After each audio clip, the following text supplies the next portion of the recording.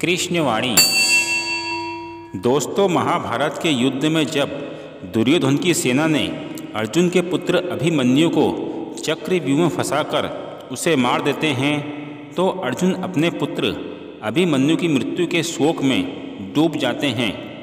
तब भगवान श्री कृष्ण अर्जुन को समझाते हैं, हे पार्थ, अभिमन्यु वीर गति को प्राप्त हुआ है और वीरों की मृत्यु पर शोक नहीं, गर्व किया जाता है। इसलिए शोक ना करो पार्थ, शोक ना करो। तो अर्जुन श्री कृष्ण से कहते हैं, हे केशव, मैं अभिमन्यु की मृत्यु का शोक क्यों ना करूं? भले अभिमन्यु वीर गति को प्राप्त हुआ है, लेकिन इससे एक पिता और पुत्र का नाता तो समाप्त नहीं होता है ना केशव। तब भगवान श्री कृष्ण अर्जुन को समझाते हैं, हे अर्जुन, क्या तुम मुझे बता सकते हो कि तुम पिछले जन्म में कौन थे और जिस पुत्र का तुम शोक कर रहे हो उससे तुम्हारा क्या रिश्ता था? बता सकते हो? नहीं ना?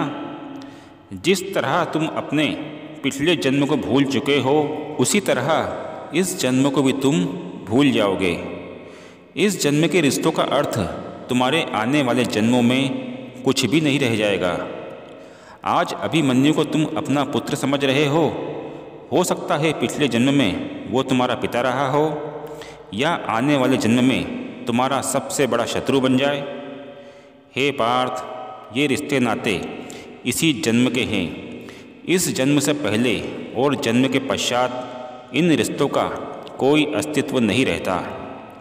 ये काका, मामा, ताऊ, पिता, भाई, पुत्र, ये सब पहले कहाँ थे? तुम्हारे क्या लगते थे?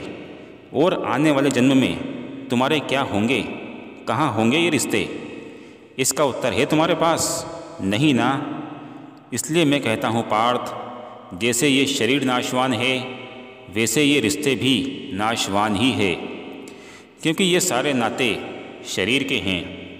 और जो तुमने पिता और पुत्र का उदाहरण दिया था कि अभिमन्यु की मृत्यु के बाद एक पिता और पुत्र का नाता तो समाप्त नहीं होता, तो ये भी तुम्हारा भ्रम है पार्थ। केवल तुम्हारे मन में अभी तक वो रिश्ता जीवित है, क्योंकि तुम अभी तक उसी जन्म में हो। परंतु तुम्हारे पिता की मृत्यु के बाद आज वो जिस भी योनि में होंगे, उनके लिए वो रिश्ता समाप्त हो चुका है। और पिछले जन्म में जब तुम्हारी मृत्यु हुई होगी, उस समय तुम्हारे रिश्तेदार संबंधी सब रोए होंगे। तुम्हारी पत्नी और पुत्रों ने बहुत विलाप किया होगा, किंतु आज इस जन्म में तुम्हें याद भी नहीं किस किसने तुम्हारे लिए आंसू बहाए थे।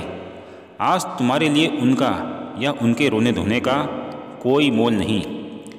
इसलिए समझा रहा हूँ पार्थ, ना किसी के मरने का शोक करो, ना किसी से नाता टूटने का दुख मनाओ। वैसे भी मेरी माया इतनी प्रबल है अर्जुन, जिसे तू समझता है कि तेरी मृत्यु के बाद तेरे रिश्तेदार शोक करेंगे, सारा जीवन रोते रहेंगे, तो ये भी असत्य है, भ्रम है। मेरी माया के प्रभाव से थोड़े ही दिनों के बाद उन रोने धोने वालों को तू फिर से हंसता खेलता देखेगा। क्या तुम मुझे बता सकते हो पार्थ, पिछले जन्म में तुम्हारी मृत्यु पर किस रिश्तेदार ने तुम्हारे लिए कितने दिन विलाप किया था? हे अर्जुन, ये रिश्ते शरीर के जन्म के साथ ही पैदा होते हैं और शरीर की मृत्यु के साथ ही मर जाते हैं।